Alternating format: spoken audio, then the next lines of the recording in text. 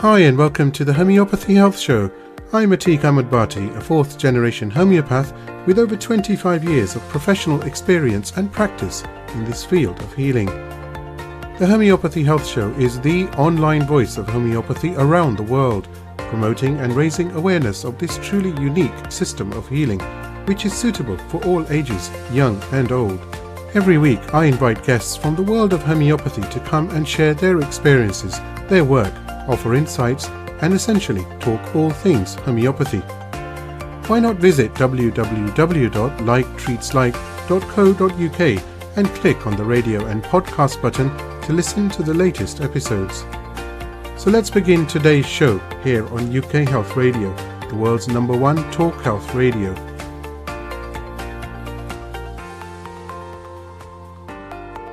Hi and welcome to another episode of the Homeopathy Health Show here on UK Health Radio. And of course, I'm your host, XIII. Now, I'm delighted to introduce my guest on today's show, who is Paula Webb. Now, Paula is a homeopath practicing in the UK and has been serving humanity through homeopathy at Helix Homeopathy since 2007. She also actually serves on the team at Homeopathy 247 and teaches the Homeopathy Diploma at the College of Naturopathic Medicine in London. And you will recall that the founder and principal of the College of Naturopathic Medicine, or CNM for short, my good friend Herman Kepler, was on the podcast recently to talk all things homeopathy and, of course, the progress and success of the college itself. So without further ado, Paula Webb, welcome to the Homeopathy Health Show here on UK Health Radio. Very nice to be here, Atik. Thanks for having me.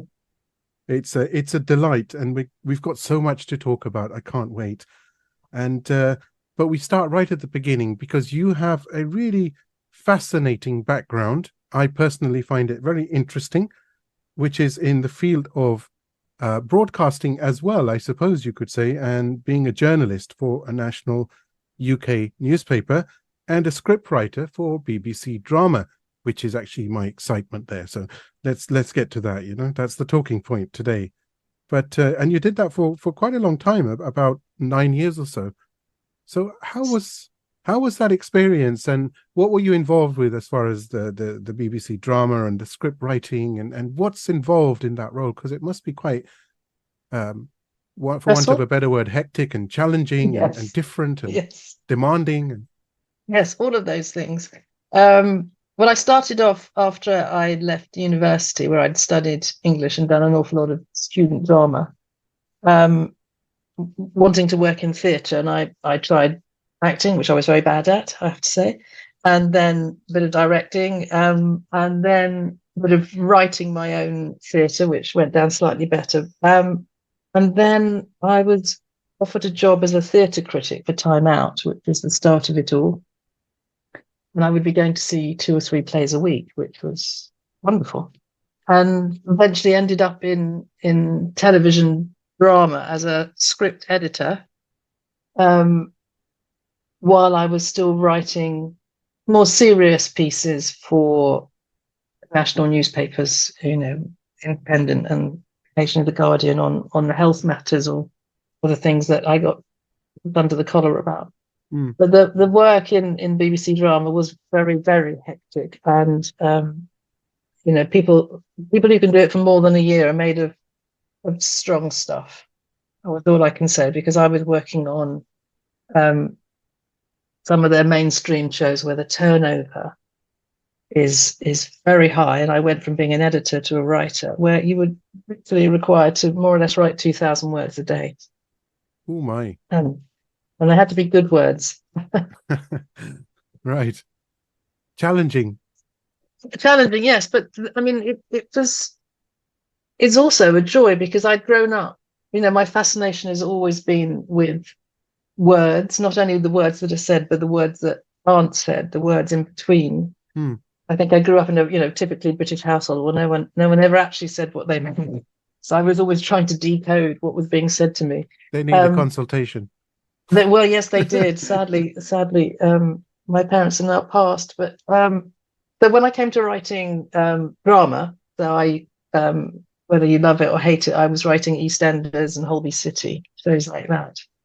But it was a joy to be able to try and encapsulate someone's feeling or thought in language that could hint or get deeper underneath the hood of what might look like on the surface a very bland conversation. So I was always interested in subtext, so I found joy in that. But it was exceedingly hectic, and I decided it wasn't for me at some point. You know, I'm fascinated by actors and the script writing process, because it's actually the script which brings the acting to life, right? Without that, without a script, you can't just go in. Although there is one example, there's only one I know, which was Francis Ford Coppola was talking about Marlon Brando for The Godfather, and he said, it's a very interesting, fascinating story. But this is the Homeopathy Health Show, everybody. We've just gone totally off tangent, but it's an interesting story indeed. And he was saying that with Marlon, you couldn't give him a script, and you just told him about the character. And he said that he came in one day and he just put some oil in his hair and he combed it back or pushed it back. He didn't have much hair, as you know, but and he put 2 pieces of tissue in his mouth so that he could look like the Godfather, Don Corleone. And he said he turned around to Francis Coppola and he said, he's going to talk like that. Sorry, excuse me. I'm trying to, but it's not. But he talks like the Godfather. And he said, this is how he's going to talk. And that was fascinating, But in reality, of course, those are unique examples. But I just find that the way that you write a script and how an actor then takes those words and puts emotions, I mean, that's such an amazing creative process, because we all watch movies, of course, and we get so sometimes if it's good acting, even if it's a drama on TV, of course, you can really get caught up and you can feel those emotions, can't you? You can, and going back to your point, and everyone says, "Oh, it's all about the script." Every writer will tell you, without the script, you have nothing, and it is true. But I, as a theatre critic, saw many bad plays made good by a good performance, and many great plays made bad by a poor performance. It's very much a team event. So I would say it's a two-way process. Yes, and because I knew who my actors were when I was writing these shows for the BBC, I already knew the capacity of those actors, so I would write accordingly for them. But I was one of many writers. It's a bit of a factory, not a factory. That's disparaging, but it's a bit of a marathon, or a relay race where you write an episode and then hand on the baton to the next writer. So that in all, there were about 40 of us writing it. You'd write one episode and then hand it on to the next person, and then you'd do the next one 2 weeks on, and so on. It's interesting because I've seen. I won't give the example, but it's a very well-known drama, and for a few years, because I was nearly going to say the name of the scriptwriter, but because one of the scriptwriters left for something else, for Pastures New, the show went downhill because the script wasn't it wasn't following the same narrative, I suppose you could say. And then the writer came back and the show went up again. So yes. It's amazing, isn't it? Different creative skills and where somebody thinks they have to take the show and where not, perhaps. Yes. It's very complex. It's a bit like writing a symphony. It has peaks and troughs and stanzas, and you have to get those beats right in order for it to really gel. And sometimes it really doesn't, and sometimes it happens. It's the first thing you write, and it's magic. What a great conversation! It's a very lonely thing being a writer. You have to have a very rich internal world. Of course, but something very good happened. Something very enlightening, which was homeopathy. So do share, what was that, 2007 onwards, you've been in practice, and what happened between you sort of working at the BBC and going into practice? What was that trigger or that moment of inspiration or that experience? The experience actually was that my entire family got ill quite seriously. Both my parents got cancer at the same time. And then my sister got ill and I got ill, and I had a very close-up view of what was considered the best of allopathic treatment. Hmm. And I was particularly shocked how medieval some of the treatments for my parents seemed. And I got very into. I just suddenly started going, "Is there, what vitamins aren't they having? What?" And I went through, the rabbit tunnel into starting to come outside that allopathic framework and just going, "Is this the only option?" And that curiosity was cemented when I got ill myself, alongside my sister, probably from the stress of, looking after my parents. And someone said, "Go and see a homeopath." I didn't even know at that point what one of those was. I thought it was something to do with oil and hot stones and a massage. But I went because I trusted this person. And I saw the homeopath, and I sat there and talked for 2 hours, cried a bit, laughed a bit, and left with 2 very small pills. And I thought, I just paid £60 for that. Surely this was very pleasant talking to the woman, but nothing's going to happen. And I went home and took the pills, and I had an amazing transformation, not only in my physical health, but my mental health. And I was really so overwhelmed by that I thought, I've got to go and find out more. I'm quite, scientifically like the proof, like to know what's going on. I'm not so much one for vibes and, what some people call woo-woo approach. So I went and did an evening class, and yay, it worked when my child had food poisoning. And I posited stopped someone's cold in its tracks. I couldn't believe what I was seeing. And then I thought, I've got to do this properly if I'm going to do it. So I said goodbye to drama at the BBC, and I went to university and did a BSc in integrated health and homeopathy. So I got all my fears and anatomy and all of that, plus the homeopathy, and came out the other side. And that was 2007. It's very, of course, it's very emotional and sad to speak about parents. I've lost my parents also, far too soon. And just sort of going off on that, you always wish, don't you, sometimes, that if they were around, there's so many things that you just want to share with them, because that's what parents are for, aren't they? You share with them, and then they say, no, it'll be okay, don't worry, or they'll give you some magic advice, but that's life, I suppose, and that's the process we go through. But I also witnessed that, the suffering of parents, and it can bring to light so many things, which I suppose you can't even put into words, but certainly it brings life very much to the forefront, and the ways and the opportunities that exist, and how you can perhaps deal with something, even in hindsight. They say hindsight's a wonderful thing, but sometimes it can be emotionally challenging, of course. But there is that thing, isn't it, that it does transform you, losing a loved one, and eventually it does make you stronger, because you learn so many things during that process of caring for somebody. Well, yes, I think you see, both my parents, when they were dying, actually went into a much more graceful and accepting and loving space. So I was very sad to lose them at the end. And their loss, obviously, loss of anyone you care about, doesn't have to be parents. It just makes you more appreciative of those that you have and of your own time left. Now I'm a parent. I've got 2 teenage boys, and I'm thinking I've got to stay alive for as long as possible. And I want to see their first children and all of that. These become my preoccupations now. Absolutely.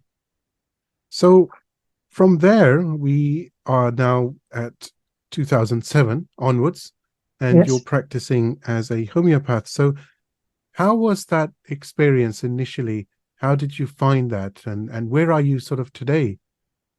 Well, today is a very different place, because, it's 20 years on. So that's very different. I mean, I was, bringing up the kids then, so the kids were very little, so I was only working part-time, and I was seeing people at home, and then I was working at a clinic. And while it was satisfying, I didn't really have any idea about marketing myself or any of that. And I think a lot of new homeopaths struggle with that. It's like, I've got this great gift, but generally the public don't trust it or don't understand it or don't even know what it is. So you've got to get through that barrier first before, you get your first patient and they tell someone else and then tell someone else. So I carried on for a while, but I wasn't, even though I'd done a very good degree in homeopathy, I wasn't quite satisfied with my results. So I was always slightly frustrated. I felt I should have a 100% success rate, So in the end, I went back and did the diploma at the International Academy of Classical Homeopathy. I did the online, not the online version, but the in-person version. And I was taught by a wonderful man called Andrew Ward. And once I'd done that diploma, which was hard, but thorough, my success rates went through the roof in terms of where I'd been before. So I knew I'd done the right thing. And then I met a very wonderful woman called Mary Greensmith, who runs something called Homeopathy 247. Well, it was just an idea at that stage, which was to make homeopathy available, consultations available around the world 24 hours a day, so that people like you and me who are practicing can actually go to sleep and not worry that their patients, if they get sick in the night, can't be treated. And she basically taught me how to run a business. And I joined the first group of 247 homeopaths. And from that, so I thank Mary, that really helped me set myself up properly. And from then, I specialized in an illness because I had success with it. And I wrote a blog about it because I was so shocked that I'd actually managed to help. It's a very complex illness called POTS, postural orthostatic tachycardia syndrome, which there is no real treatment for in hospitals because they can only suppress the symptoms. It's a fainting illness. Or really, actually, it's a disruption of the autonomic nervous system, if you want to get technical. It's like the electrics have gone in the car. Everything goes wrong, body temperature, fainting, nausea. It's a terrible thing that happened to them, these people. And I had success with it. And I thought, I'll write a blog because I know how to write and I've just done something interesting. And I wrote a blog and put it on my website. And within a week, I'd had about 50, more than that. I had maybe 70, more than that, even emails from around the world saying, please help me. Wow. I've tried all the drugs. I've tried the myodrine and all the steroids and all the rest of it. Please, can you help? And that's how I started to specialize in this illness. And that's pretty much what I do most of the time is I see patients around the world with POTS from my desk via Zoom. Amazing. You mentioned Homeopathy 247 and Mary Greensmith has been on the show. It's in post-production. So has Dr. Anthony DePontes, who's out next week. Yes. And Yagoda has already been. Saliska yes, has already fantastic. been on the show. And so many more. I think I've noticed that there's a lot from Homeopathy 247 who've actually been on the podcast now. Amazing platform. And but I was going to ask you, with this diploma that you did, because you mentioned that success went, through the roof, I suppose. Yeah. What was different about this diploma itself with the IACH? IACH is actually the International Academy of Classical Homeopathy. I think that most people, when they do homeopathy diploma or course, are normally just taught about the totality approach, which comes from Kent historically, and there's a lot of focus on learning the Materia Medica. But as I've got older, I've realized that we have the software now to help us hunt down the right remedy. But if you don't take the case well enough, you will never get there. So what's so good about the IACH diploma is that it not only teaches you very thoroughly about the totality approach, but it looks at all the other strategies and techniques that you need to use if you can't see a clear totality. And that is explained by Vithoulkas' amazing book, The Levels of Health, that the lower your level of health, the less clear the remedy picture will become. And you need special techniques with somebody who comes in with a serious autoimmune or, excuse my phone there, serious autoimmune or MS or something, that they won't give off a clear remedy picture because their vital force is becoming less and less cohesive. So sometimes you could look at a very ill person and it's like looking into a bowl of soup and you can't actually tell what flavor it is. Is that corn? Is that a bryonia soup or a pulsatilla soup? And you talk very thoroughly that there are 5 techniques that you can use and strategies on top of those which can help you find those difficult cases, the minimum, and also to see the cases in layers and how to find the top layer. That's a thorough understanding of the implications of the level of health, and what you will see when each level of health is different. There are 12 roughly. Not only how they will present symptoms differently, but how they will react to the same remedy as the next person differently, depending on their level of health. These things together I've found to be, if you follow those, you don't often go very wrong. Fascinating. And of course, a lot of experience we know by Professor Vithoulkas himself.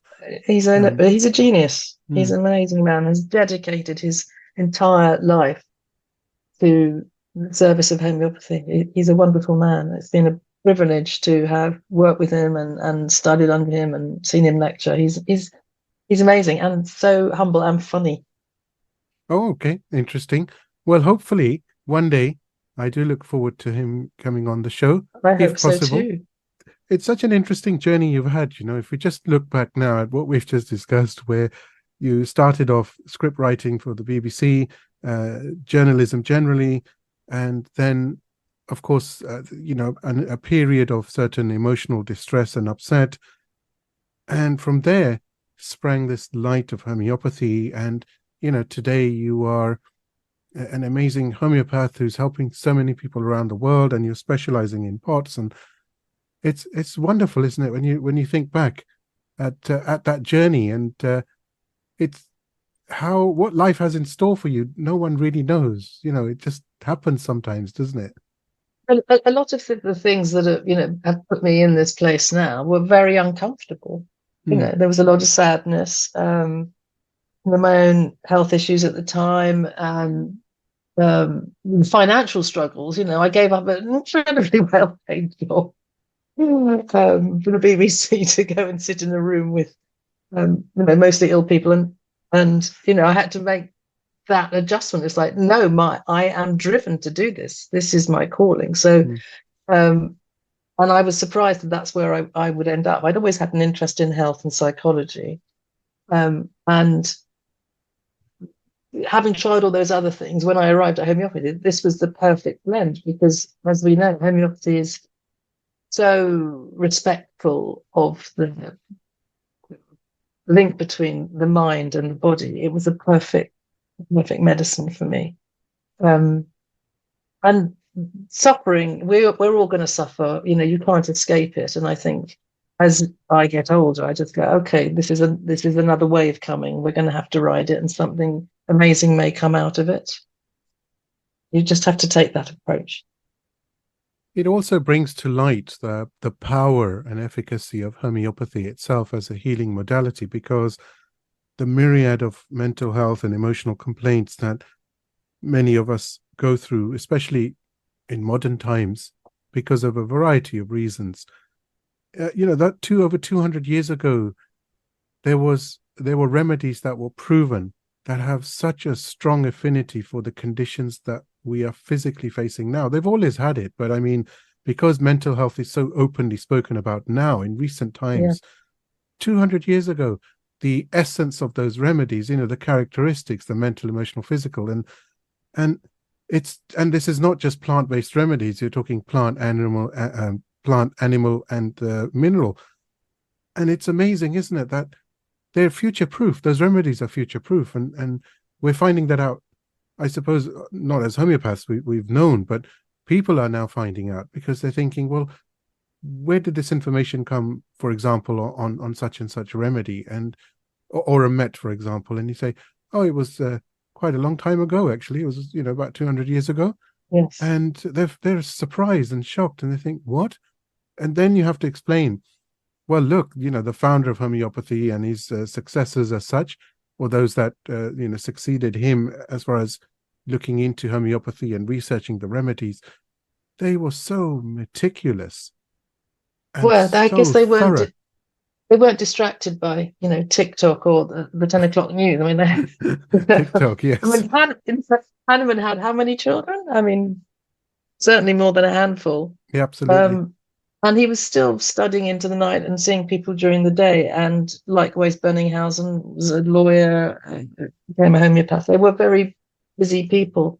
I mean, yes, thank goodness they did all that work for us. But like you, I find it beautiful that something that was working 200 years ago and was describing a mental state 200 years ago is still relevant now. It almost feels like there's a universal law, or we have to talk about universal energies, that there is, each remedy has its own imprint, which is beyond time. And humans haven't changed that much in 200 years. We still suffer from terror and longing and grief, and these are eternal feelings, and the remedies will always be relevant as long as we have those feelings. They're not going to expire. They're not going anywhere. No, and if we think of, people will say, where did the mind come into homeopathy? Why was it so? I suspect it was because of Hahnemann's work in mental hospitals and in the asylum, that he could see that there was a connection between mental illness and physical illness that hadn't really been observed before. But he could see, he was so obsessed with, the detail of a small symptom as well as the big, this person's got schizophrenia. He was probably looking at their skin and the smell of their breath and how many stools they passed each day as well. And he must have built up his picture from there. And for the listeners of this podcast, this work was not done overnight. Just one example was that there is one remedy which is a miasmatic remedy in homeopathy, and it took Dr. Hahnemann many years to actually put together the characteristics of that remedy. So there was a detailed amount of observation over many years. This was not something done over 3 months. And that's why those remedies, they're so detailed. Anyone can order a common Materia Medica, as it's called, and look through the remedy pictures or the essence of the remedy or the characteristics. And just some of the things are just so detailed. And that's the beauty of homeopathy, because there's so much substance and so much, the remedies come to life. There's so much substance in that proving. And because of that, we have that picture to work on. And there's thousands of remedies, aren't there, that are available to us. And there are. Yeah. And it's wonderful. But as a practitioner, and I would say to the students, I see it in my students' eyes, is that error of how many remedies there are. Now we have 3,000-4,000. It's increasing. Which one is the right one? We have to remember that Berningshausen was working with 130-ish remedies, and his success rate was amazing. So yes, as our Materia Medica becomes more finessed, and we're now, looking at leopard, or we're looking at oak, or we're looking at, sapphire, whatever it is that we're doing our homeopathic provings on, or drug trials, I suppose the equivalent is. But they will all draw out a picture. But I think we are made from stardust. We are made from minerals. And I always think that those core minerals of sulfur and phosphorus and magnesium and calcium will always be always have perhaps the greatest affinity with the human body, because that's what we're made of ourselves. And they're amazingly powerful remedies as well. Sulfur Oh, being goodness one of me, the yes. key remedies in homeopathy. Sulfur and mercury are two of the most often referred to remedies. And one just has to read up in any Materia Medica to find out the vast amount of information that's available just on these two substances, you know? Yes. I mean, it was some good provings followed by 200 years of clinical observation that Absolutely. this remedy works. And I would say that in the treatment of my patients with POTS, that sulfur is, they need a sequence of remedies normally, but the sulfur is the first remedy that they need in about 50 to 60% of the cases. I And agree with you. it opens the case. Absolutely. I 100% agree with you there. That's also an approach that I personally use as well, or have to use, should I say, for the benefit of the patient. Now, exciting times, because as being part of Homeopathy 247, of course, practicing homeopathy, but then you are the editor, or have been the editor, of something called the Materia Medica Viva, part 13. Is that right? 13? Yeah, 13. Yeah. Which so is, do tell what that is. It is. It is in a series, Materia Medica, written by George Vithoulkas himself. And I was honoured to be asked to edit it for him, because he's Greek, he's amazing, and his English is pretty good. But to make it, polish it to another level, he asked me if I would edit it for him, and it was an honor. I still can't quite believe I was allowed to do it somehow. And we had a lot of conversations and a lot of toing and froing, and I learned so much about the remedies. I'm just looking here because I always forget now. It's from Calliarsenicum to Creosotum. Is the remedies that I covered. There's a lot of K's, there's a lot of Callies, and Calmia, and lots of remedies that I didn't know very well. So it was like me going back to college. I was like, oh, I didn't know about that card. It was wonderful, and he was such a gentleman to work with. Had strong views, but would always listen, and I think it turned out well. I think it's a good read, and his knowledge is just beyond. You know, he talks about cases in the book where sum up perfectly what the picture profile of that remedy is, and cases from all the old masters that he's dug out of volumes of Homeopathy International from 1895 through to cases 20 years ago. But again, illustrate these, you know, minimum cures, which are just like, wow, didn't know that could do that. So it's very, very useful to have. Absolutely amazing. And took 6 months, by the way. That's not a bad time, is it? That's not bad. You know, it's a lot of words. I think it's over 60,000 words. Wow. Are you working on any more? Not at the moment, no. I'm too busy teaching. I do the occasional. George will send me a paper that I did a paper recently, 2 papers he published, which he wanted to get the wording absolutely right for. But I haven't done anything, no, not since the summer. But you are very busy with other things, and one of those things is you are teaching the Homeopathy Diploma at CNM, which is the College of Naturopathic Medicine in London. And as I mentioned at the beginning of this podcast, the founder and principal, Hermann Kepler, has been on the show. How is that going, and teaching homeopathy and the diploma itself at CNM? It must be it must be wonderful.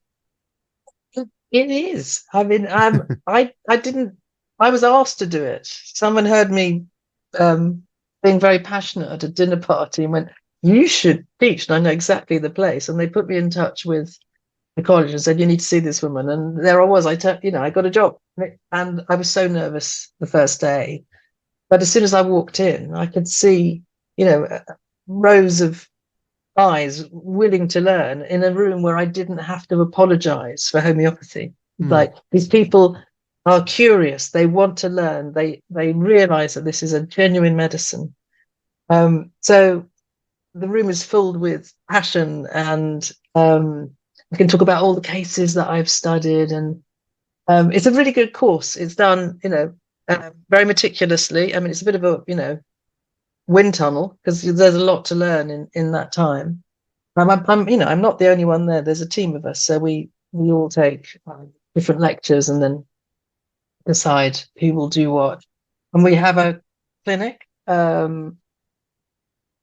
where the students in the third year will be allowed to take on cases for themselves and see cases improving over months. So that's a very useful technique, because I think one of the struggles for all homeopathic students and new graduates is actually they just need to take more cases, and they need to see more cases being taken. So the more clinics there are for students in that third year, I think it's vital for them to gain confidence, because we are watching over, the tutors are watching over to make sure that you don't give them a 50 m of Mederinum when all they needed was a pulsatilla 30C.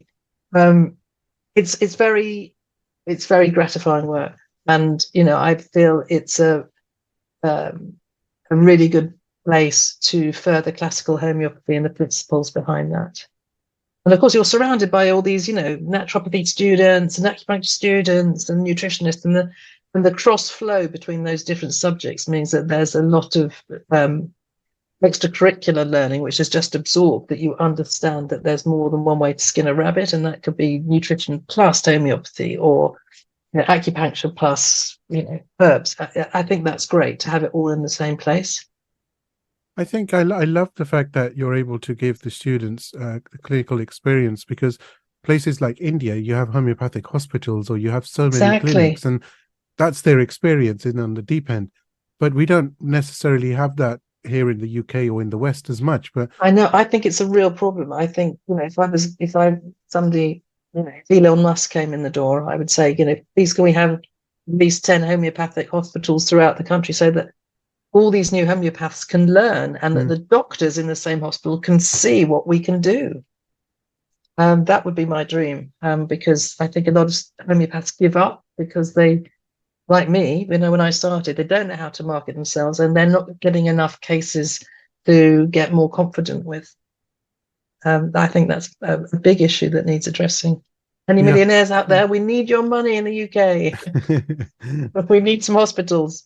We do. We certainly do. And I think that is the best experience that you can have, is going in on the deep end. I know a number of patients. I've actually a student recently who was on the podcast again in post-production now, and she was from Malaysia, Nicole Frankie, and she mentioned that she did about 6 months in India in a hospital, right. And she said it was eye-opening, because you're seeing like upwards of 50, 100 people a day, and you've got to think on your feet, and it's the best learning, because your mind can adapt, and you start to remember the remedies or the characteristics or the profile of a patient, or sometimes it's just observation itself, right? Once you see someone comes into your room and you actually don't know what remedy picture they are until you've taken the case, and when they leave you go click click click click through your thumbs, and yes, oh my god, that's sulfur.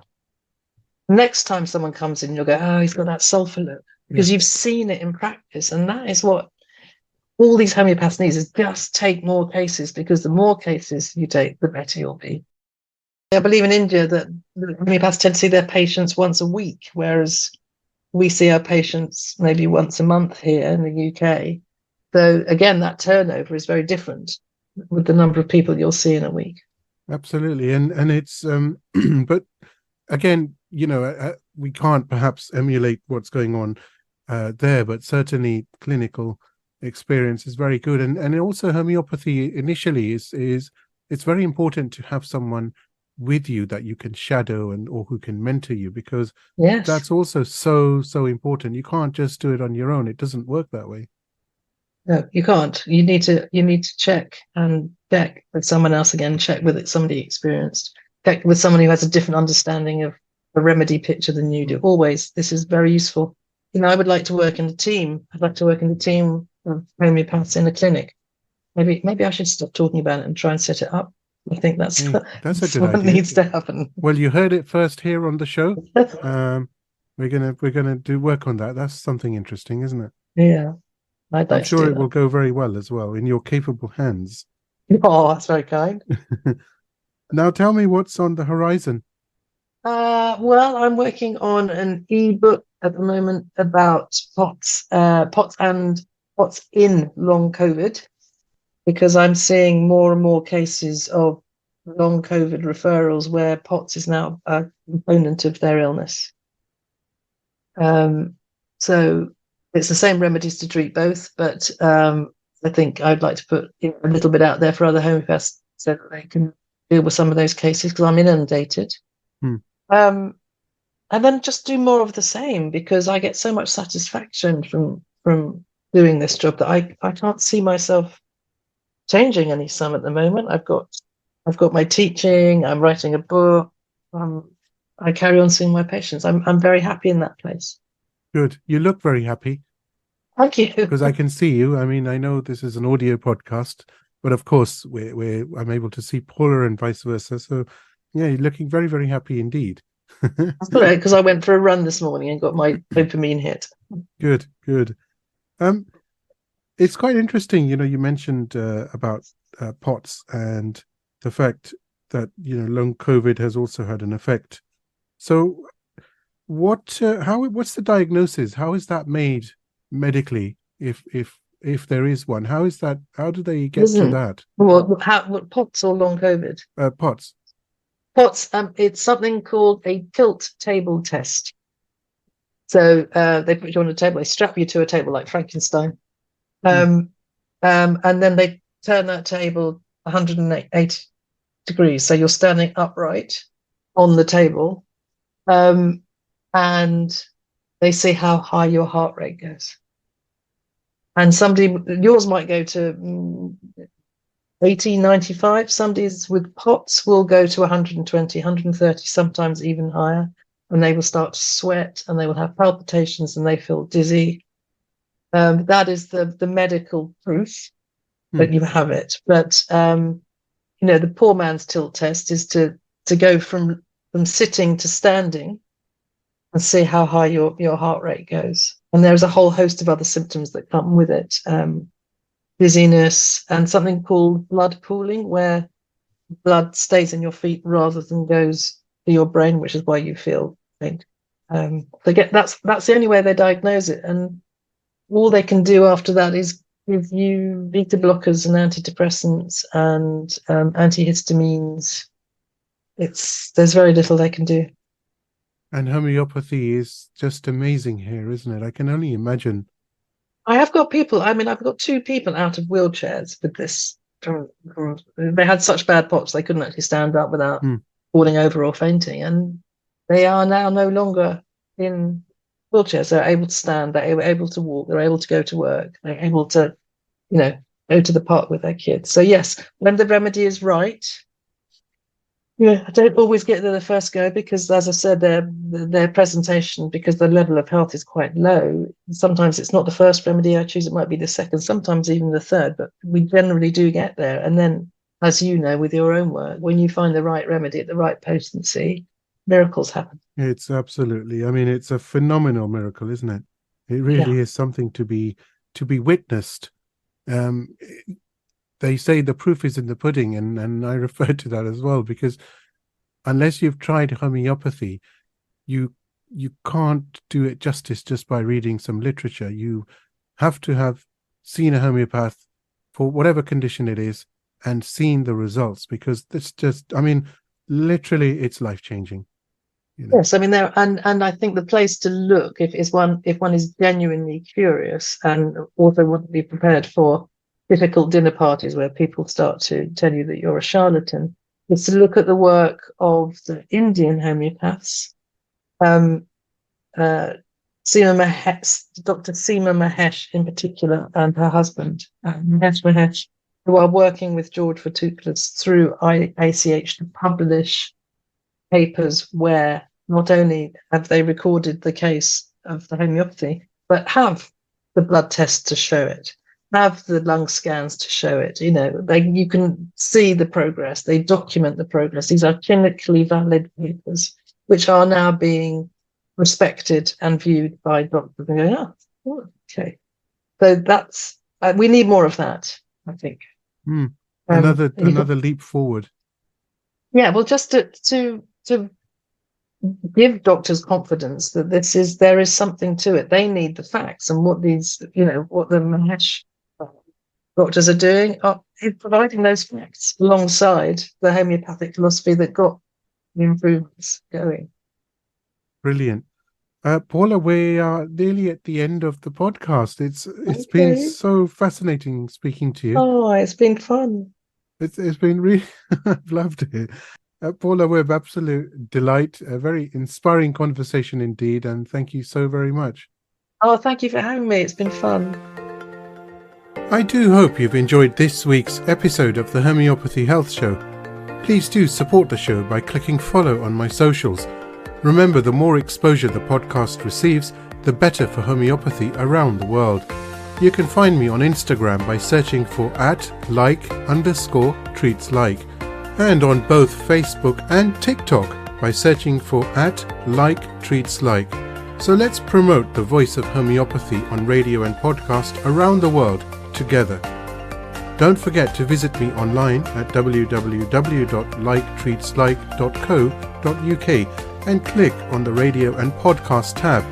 Here you'll be able to see all the guests that have joined me on the show so far, and of course you can stream on demand the latest episode to your mobile, tablet or PC. Until next time, stay safe and take care.